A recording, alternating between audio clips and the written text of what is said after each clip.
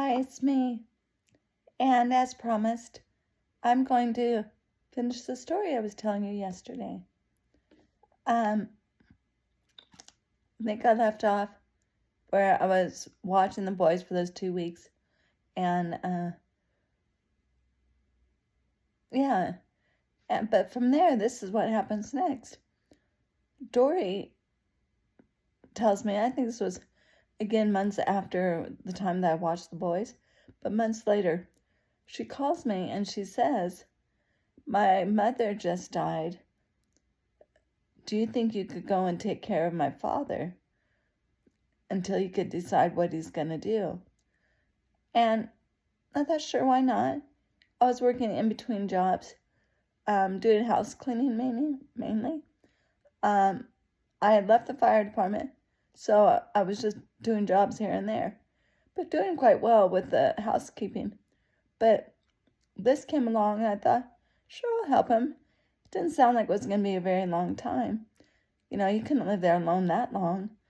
He had been there many years with his wife, and when she was gone, surely he'd want a new place, a smaller place, because the house that he lived in was in Montecito, California. Gorgeous area, absolutely beautiful. But he lived in this large home on the golf course all by himself. Now, I lived in Sierra Madre at the time. If anybody knows that area, that's like a 2-hour drive to Montecito, stay there for 8 hours, drive home 2 hours every day to take care of Mr. B. That's what I called him. And I didn't think it would be long term. My understanding was that he would move to Pasadena really soon.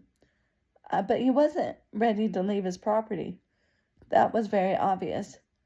Try as his daughter did, and other people tried to encourage him to move, he just didn't want to leave that house.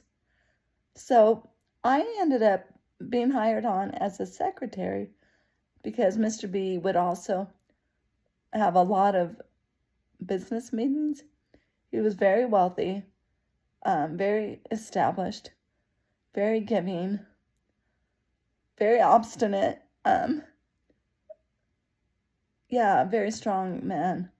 So you'd have a meeting at least once a week with his attorneys, financial advisors, you name it. And I would take notes. So I did do that much. And again, thinking, this won't be for long. But month after month after month. And now, I'm not just taking notes. I'm cleaning, light cleaning. He had another big gal come in and do the whole house. But I'm cleaning and I'm making meals. And I'm taking on the errands to the doctors. Sometimes I want to just go out as a companion and get something to eat. So I do that. He at one point said, can you wash my car? I said no. So I left that to somebody else.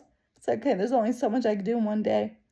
But so it wasn't just a couple of weeks, no. I stayed with him back and forth for a full year, going from Sierra Madre to Montecito, and just waiting for him to make that decision. Well, in the meanwhile, I got to know him really well. We shared a lot. And one of the days, we were outside in his backyard. Again, gorgeous, beautiful backyard. We had a little path that we took. We walked it and sat down on the bench midway and just took it easy. Well, one day, we were walking, and I had on my mind a passage of scripture. I think it was Psalm 121. I look to the heavens. Where does my help come from? My help comes from the Creator, maker of heaven and earth. And I don't know the rest right now.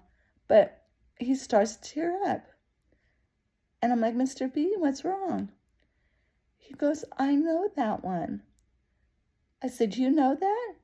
Because he had never professed to appreciate the Bible or to have a relationship with God. But this was doing it for him. He was a Caltech major, a professor. No, he didn't profess. He was just a graduate from Caltech. But they had to study the Bible as a literature. And so he teared up, and he continued saying the psalm with me. So we sat there, and it was so powerful, so beautiful, so memorable, that when he was ready, we got up, we walked the rest of the way, we went into his house, and we went into the room known as the library. And he had me get his Bible down that we could start reading it together. Thank you for watching. Bye.